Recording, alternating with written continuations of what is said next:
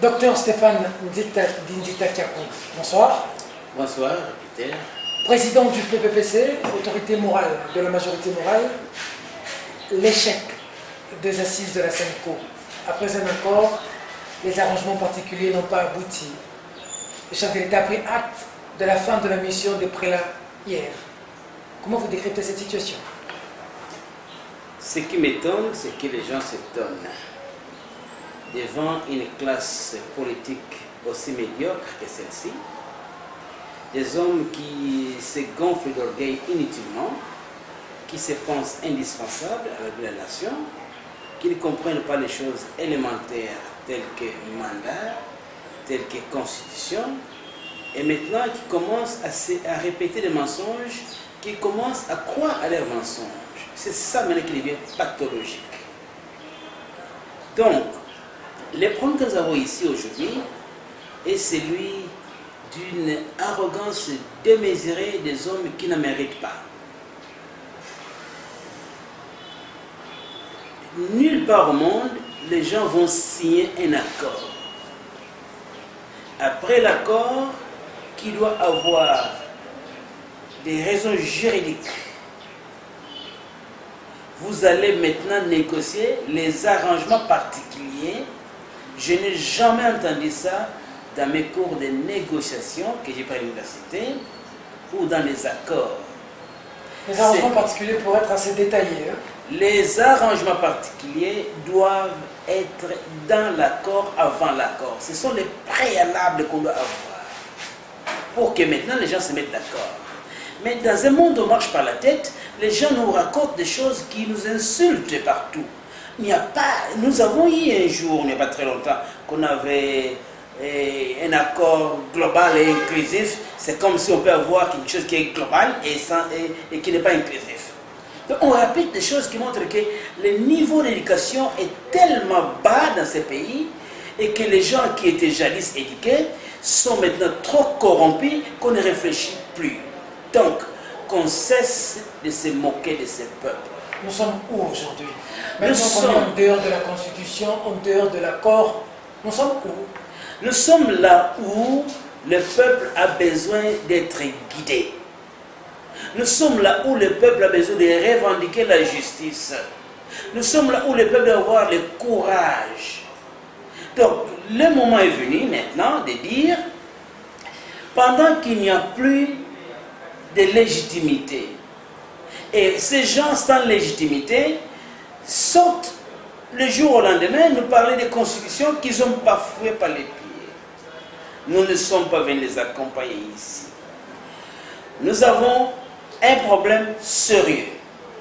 C'est celui de recouvrer la légitimité de la RDC. Comment? L'unique moyen, c'est par des élections légitimes, légales, logiques et loyales. Pas celle qu'on a donnée par la SENCO, qui est une organisation de désorganisation. La SENCO?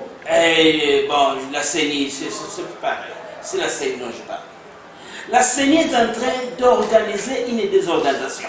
Par exemple, vous savez que quand on est là à la SENCO, en train de décider, en train de signer un accord, qu'ils ont le lendemain, ils ont signé sous réserve. Ce qui m'étonne qu'on engage un pays par des gens pareils. Alors, qu'est-ce qui va arriver?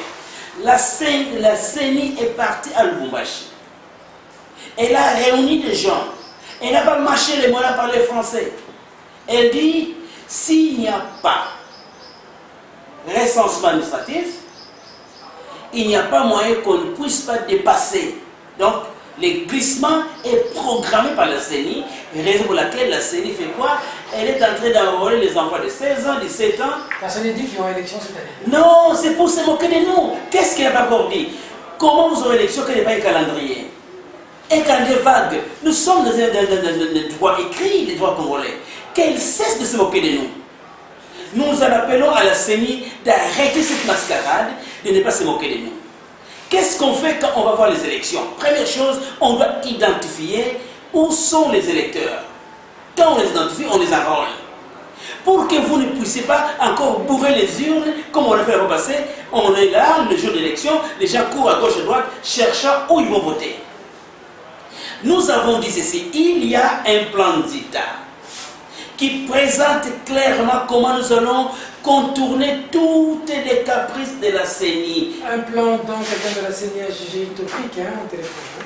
Bon, écoutez, les problèmes imaginaires, c'est parce que ces gens n'ont pas eu la chance de bien étudier. J'ai dit clairement que je voudrais voir les experts de la CENI.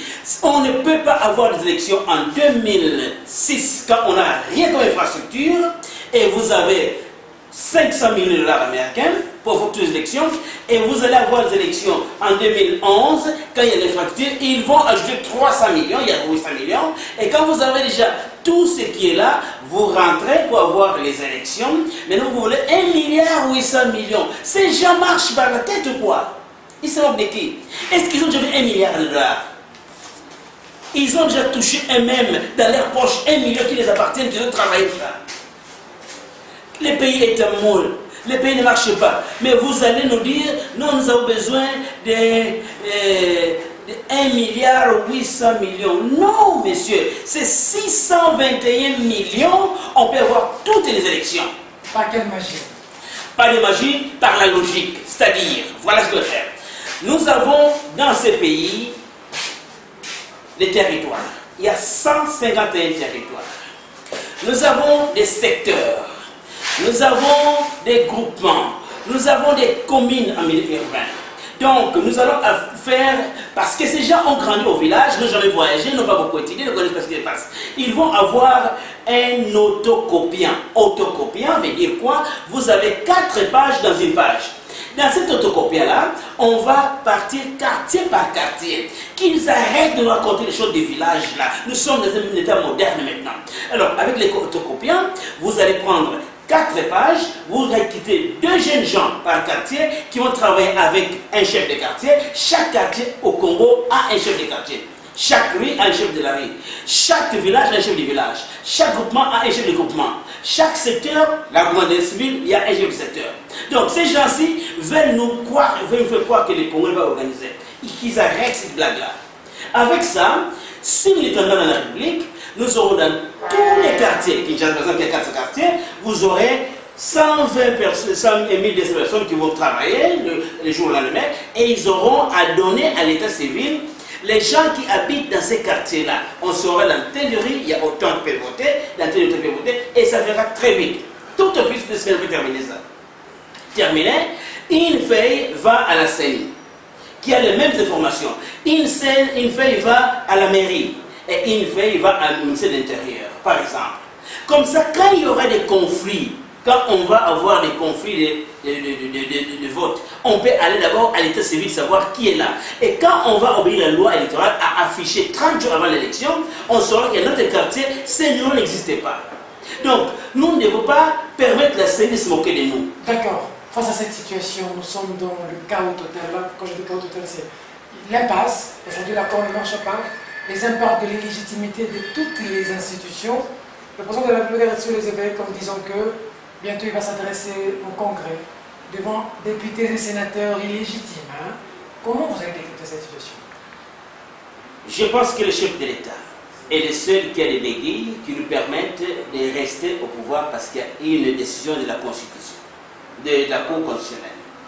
Les restes n'ont pas les droits. Lui a le droit de violer la Constitution. Je n'ai pas encore dit ça. C'est parce qu'on nous a amenés dans un champ où ces gens-là ne comprenaient pas que élire et être élu ou à élire, ce sont deux choses différentes. C'est encore la question de l'enseignement au Congo. Nous devons la réformer, la refonder. Parce qu'on ramasse n'importe qui, on met dans l'enseignement. Donc quand quelqu'un est appartient, on le jette dans l'enseignement. C'est ça qui veut détruire ce pays. Donc maintenant nous avons tout un peuple qui a des docteurs, qui a des professeurs d'université, qui ne savent pas la différence entre président élu et président à élire. Et ces gens sont convaincus que c'est ça. D'accord, on ne va pas contester la Cour constitutionnelle.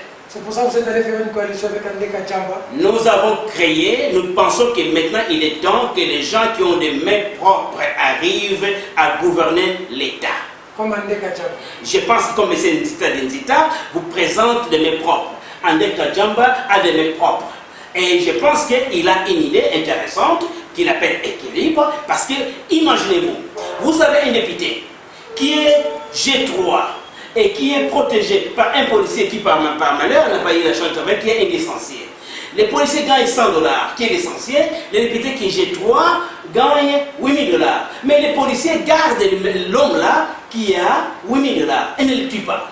Donc les Congolais en majorité sont des hommes moraux. Mais nous avons un petit groupe des extrémistes qui sont des hommes qui veulent implanter au Congo la kleptocratie, la médiocratie. Et nous devons dire non. Donc nous avons pris le mouvement de M. André Kachamba, qui est l'équipe nationale, et le nôtre, qui est la majorité morale. Nous les mettons ensemble. Nous avons maintenant l'équilibre national pour la majorité morale. C'est-à-dire que la majorité des Congolais sont des hommes de bien. Ils n'ont pas d'argent, ils envoient leurs enfants à l'école, ils n'ont pas d'argent, ils se débrouillent. Mais les gens qui sont des grands voleurs, qui bâtissent des bâtiments, qu'on sait qui viennent d'où, mais on ne poursuit pas. Mais quand un enfant d'un quartier volerait une chaise, on amène toute la télévision vers lui, on l'a trouvé, voler. Alors que les grands voleurs sont là, en cravate, des coulons en cravate.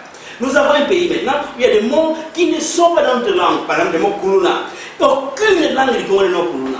Ce sont des mots qui viennent dans les laboratoires des occultistes, de ces mercenaires, de ces rebelles, dans les forêts à gauche à droite. On amène ces mots ici. Maintenant, ici, les enfants prennent des machettes, des houes pour aller casser les choses. Donc, nous devons mettre le pays en ordre, ce qui veut dire que nous allons une fois de plus remettre ce pays sur les rails. Dans la moralité, dans la légitimité, et oui, en mettant l'équilibre. Tout à fait. André Kachamba est 0,00004. Qu'est-ce qu'il va rapporter? Tu es le seul au monde entier qui croit que les conséquences que tu vas donner étaient correctes. Selon vous, André Kachamba, tu es le seul au monde entier, mais c'est un Nzita était partant comme candidat président de la République. Oui, mais qui avait retiré, mais écoute, les élections de 2011, quiconque les prend comme échelle de valeur, cette personne est tellement déréglée. Nous savons très bien qu'il n'y avait pas élection. Il y avait injection. On avait les présidents lui-même le disent très bien que ce n'était pas bien fait. Il est président sur base de ces élections. Mais j'ai dit que tout le monde le sait, sauf toi, M. Peter. Ça veut dire que même Joseph Kabila, vous le remettez en cause. Je vous dis que c'est pas moi, nous remettons nous tous l'élection 2011 de monsieur Joseph Kabila. encore. Je dis bien, vous aimez trop citer le nom des gens. C'est une manière. Je reprends que les élections de 2011 étaient des élections qui n'étaient pas honnêtes. Donc le président de la République est un président qui est issu des élections malhonnêtes. Je n'ai pas encore dit ça. J'ai dit que les élections de 2011 n'étaient pas des élections équitables. Donc, nous allons en avoir des élections équitables. Et je présente dans le plan d'État comment on va les avoir. Première chose, empêcher la CENI dans sa folie. On doit l'empêcher. Il faut que ceux qui m'entendent là-bas écoutent très bien. Vous voyez ces gens de votre quartier venir là-bas, qu'ils vous disent quelle est la différence d'un enfant de 16 ans qui n'enrôle maintenant, élection 2017, ils enrôlent de 16 ans, et ils nous disent exactement combien de majeurs sont enrôlés. Pas un chiffre là, nous avons 22 millions enrôlés. Combien de mineurs? Combien de majeurs? Ils se moquent de qui? La CENI doit arrêter la mascarade. Vous remettez en cause le travail de la CENI. Ah mais c'est un travail bâclé, c'est un travail malhonnête, un travail maladroit, malpropre, malsain. On doit mettre les choses en ordre. C'est fini ces blagues-là, c'est fini. Un message à la nation qui vous a suivi. Je demande à la nation d'ouvrir les bons. Nous voyons les gens qui se quittent de la CENI à gauche à droite. On doit nous dire d'abord, les 22 millions qui viennent enrôler, il y a combien de mineurs? Et quel sera le moyen de savoir qui est mineur, qui ne l'est pas? Pour qu'on sache, on nous dit exactement, pour les années 2017, voici il y a autant qui sont enrôlés. Pas nous donner un chiffre embarqué. Nous donner un calendrier électoral, savoir exactement il y aura quelle élection, quel jour, quand et où. Et 3, donner exactement l'homme qui est enrôlé prénom Angeli. Il va voter dans quelle place? On ne connaît pas ça. Donc nous demandons que la CENI arrête de gaspiller l'argent. Et puis elle disait, et encore la CENI doit remettre l'argent qu'elle détient de nous. Nous avons donné de l'argent pour les députés provinciaux. L'argent n'est pas encore restitué. Mais la CENI, il y avait 4000 Congolais qui ont donné au moins 500 $ chacun. Où est l'argent? C'est gardé à quelle banque? Où est l'intérêt? On doit soit restituer ou bien dire l'argent là, voici l'intérêt. Donc la CENI déjà qui a une comptabilité biaisée, vous allez avoir confiance à elle Et pour dire quoi? Il n'y a plus majorité, il n'y a plus minorité, il n'y a plus opposition. Donc, les gens qui sont là-bas ont changé les courants. La CENI doit avoir une réforme totale et commencer par la tête. C'est là où pour les poissons, il faut nettoyer la tête de la CENI. Comme la tête du pays. J'ai dit, moi je parle de la CENI. Moi je parle. Mais les présidents ne seront pas candidats. Les ex-présidents sont des candidats. Ça c'est vous qui le dites. Le président ne sera pas candidat. Il ne faut pas, ce n'est pas la majorité qui dirige ce pays. C'est ça les conventions que nous avons ici. C'est clair, il ne sera pas candidat. Donc pour le moment, comptons chercher un nouveau candidat. Chancelier, dita dita. Merci. Que Dieu nous bénisse, il est gars du Congo. Je répète aux Congolais, c'est le temps d'avoir le courage, de dire non à ce groupe de gens qui veulent nous prendre en otage. C'est le temps d'avoir le courage de dire la justice bâtit la nation. Donc, si on piétine la Constitution, on nous piétine tous. Et les trois, de savoir que c'est le temps qui est venu aussi pour que nous puissions maintenant travailler ensemble avec un esprit de confiance l'un à l'autre. Mais si nous voyons les malheurs, il faut crier. On m'en est là. Merci. Que Dieu bénisse le Congo.